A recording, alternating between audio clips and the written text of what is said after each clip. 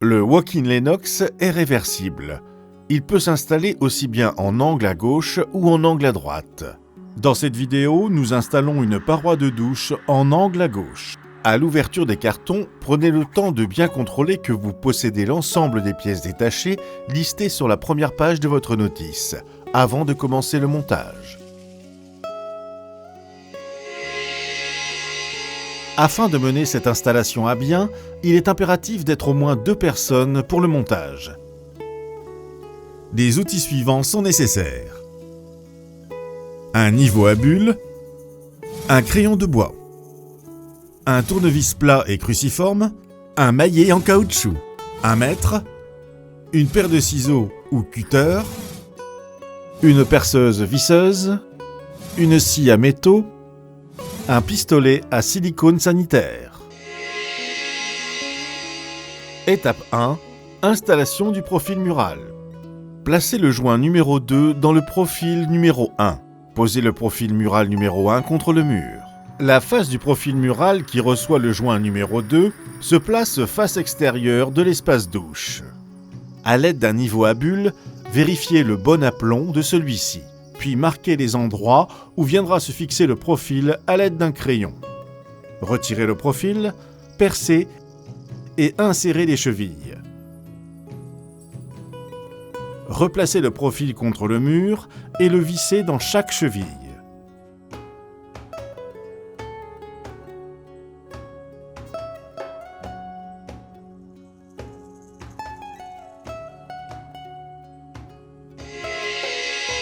Étape 2. Installation de la paroi fixe. La paroi fixe numéro 5 doit s'insérer dans l'espace intérieur du profil mural numéro 1. La face du verre sur laquelle est collé le sticker, face anti-calcaire, se place à l'intérieur de l'espace douche. 2 personnes sont indispensables pour cette étape. La première personne présente la paroi légèrement de biais face au profil mural numéro 1. La paroi verre doit aller au contact du fond du profil mural. La deuxième personne y insère le joint de compression numéro 3 qui assurera un bon maintien du verre dans le profil. Le joint de compression doit être inséré à l'aide de l'outil E8 sur toute la hauteur de la paroi.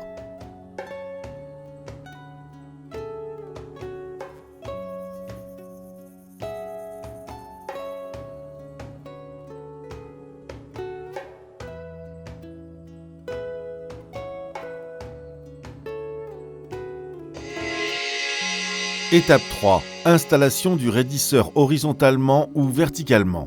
Un raidisseur d'une taille de 120 cm vous est fourni.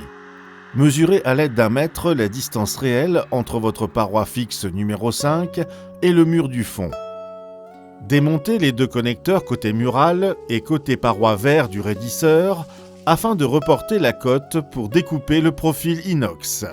Vous pourrez couper votre raidisseur à la taille mesurée en soustrayant 80 mm, représentant la place des connecteurs paroi et mural, à l'aide d'une scie à métaux. Après avoir coupé le profil, remettre en place les connecteurs sur le profil.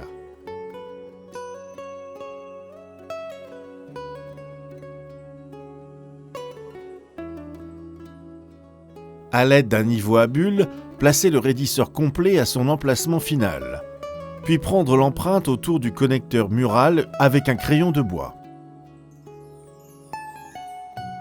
Après avoir retiré le raidisseur, il faut dissocier l'équerre de fixation murale de son connecteur mural.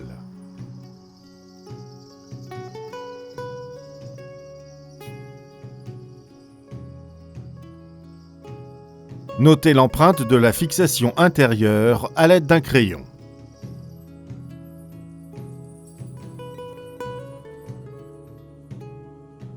Retirez le connecteur, percez au niveau de l'empreinte,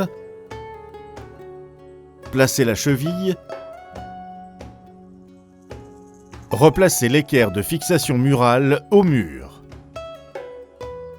Le raidisseur peut être mis en place et la pince du connecteur de la paroi peut être installée sur le verre. Le connecteur mural peut être vissé sur l'équerre murale avec la clé BTR.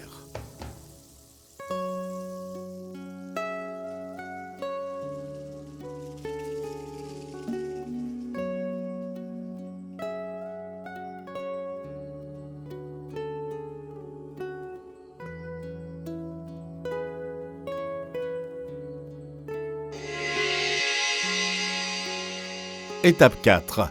Fixer les charnières et les joints.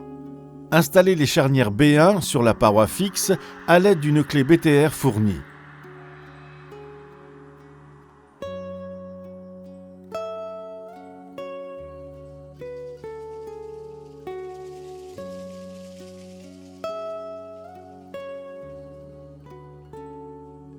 La vis de fixation de chacune des charnières possède un axe de fixation excentrique.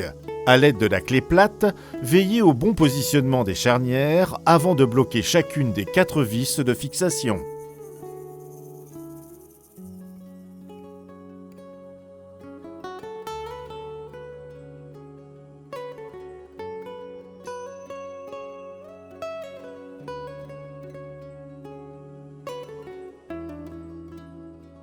Clipsez le joint vertical numéro 6.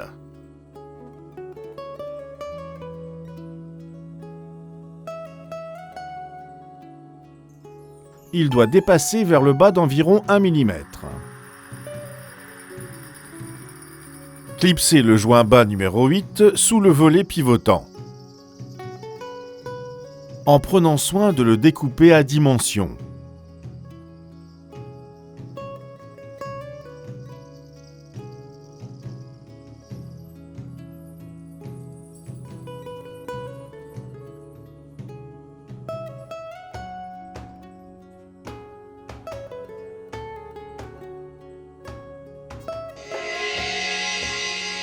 Étape 5. Installez le volet pivotant. Placez les cales B4 à l'endroit où sera posé le volet pivotant. Présentez le volet pivotant sur les cales afin de maintenir à bonne hauteur. Fixez la seconde partie des charnières, déjà installée sur la paroi fixe. Fixez la seconde partie des charnières sur le volet pivotant à l'aide de la clé BTR fournie.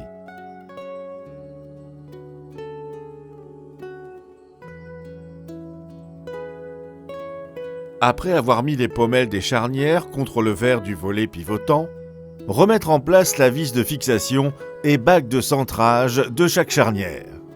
Vissez la vis de fixation de chaque charnière jusqu'au contact, mais sans bloquer. Ajustez le positionnement des charnières à l'aide de la clé plate. Puis, vissez fermement la vis de fixation de chaque charnière à l'aide de la clé BTR C3.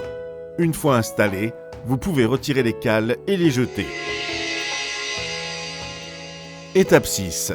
Pose des caches. Insérez les caches B2D profil haut.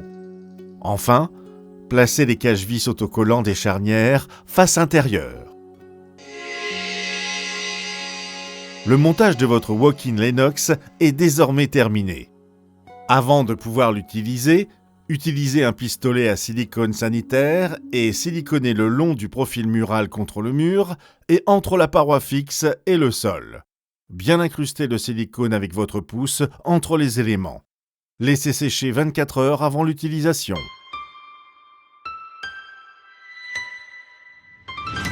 Merci d'avoir choisi Krone by LG Industries pour votre paroi de douche.